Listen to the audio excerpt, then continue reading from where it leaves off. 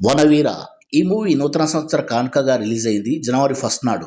అప్పుడు చూద్దామంటే కుదరలేదు. ఇప్పుడు అమెజాన్ ప్రైమ్ వీడియో ఓటీటీ ప్లాట్ఫామ్లో స్ట్రీమింగ్కి వచ్చింది.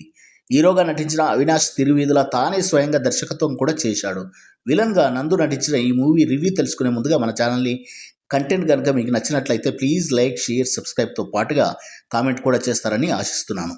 విలేజ్ పొలిటికల్ యాక్షన్ డ్రామాగా రూపొందిన ఈ మూవీలో పురాణాలను మేళవించి, అంటే రామాయణంలోని వానర సైన్యం నేపథ్యం, ప్రతి యుగానికి ఒక రావణాసురుడు ఎక్కడో అక్కడ పుడితే వాన్ని అంతమొందించడానికి వానరుడు కూడా పుడతాడు అన్న కాన్సెప్ట్ను బేస్ చేసుకొని తీసిన కథ.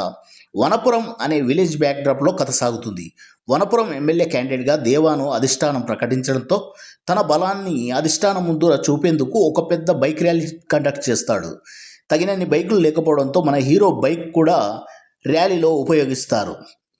దాంతో తన బైక్ తిరిగి తెచ్చుకునే క్రమంలో పార్టీలో సామాన్య కార్యకర్తగా జాయిన్ అయి మెల్లమెల్లగా దేవ దగ్గరకు చేరి తన బైక్ పంచాయతీ పెడతాడు. ఆ తర్వాత దేవకు మెల్లగా అర్థమవుతుంది వచ్చింది బైక్ కోసం కాదు, ఏదో మోటివ్తో వచ్చాడు అని. దాంతో ఇద్దరి మధ్య రైవలరీ స్టార్ట్ అయ్యి దేవాకు యాంటీగా మరో ఎమ్మెల్యే క్యాండిడేట్ను నిలబెడతాడు హీరో. చివరకు ఏం జరిగింది అనేది ప్లాట్. మూవీ చూశాక నాకైతే ఏదో కొత్తగా ఉంటుంది అని ఎక్స్పెక్ట్ చేశా, కానీ అదే రొటీన్ స్టోరీ. పోనీ ట్రీట్మెంట్ అయినా కొత్తగా ఉందా అంటే అది లేదు. కేవలం పురాణాలని లింక్ చేయడం తప్ప అవి అంతగా కనెక్ట్ కాలేదు. ఫోర్స్డ్గా ఇరికించినట్లుగా ఉంది.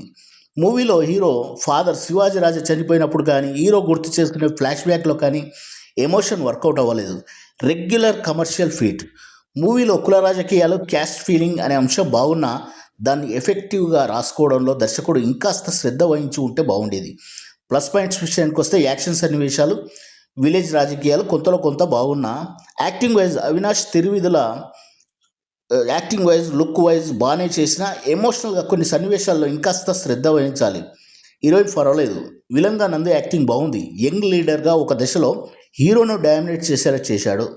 ఇంకా శివాజీ రాజా, రచ్చరవి, చమక్ చంద్ర, కోన వెంకట్, ఆమనిల నటన పాత్రల పరిధి మేరకు పర్లేదు, బాగానే చేశారు. ప్రీ క్లైమాక్స్లో పోలీస్ ఆఫీసర్గా సత్య కామెడీ పర్వాలేదు. టెక్నికల్గా వివేక్ సాగర్ సంగీతంలో పాటలు యావరేజ్గా ఉన్న, బీజిఎం బాగుంది. కెమెరా వర్క్ నీట్గా ఉంది. ఓవరాల్గా ఎటువంటి అసభ్యత లేదు. ఫ్యామిలీతో కలిసి చూడొచ్చు. నా వరకైతే యావరేజ్ అనిపించింది. ఇది కేవలం నా వ్యక్తిగత అభిప్రాయం మాత్రమే.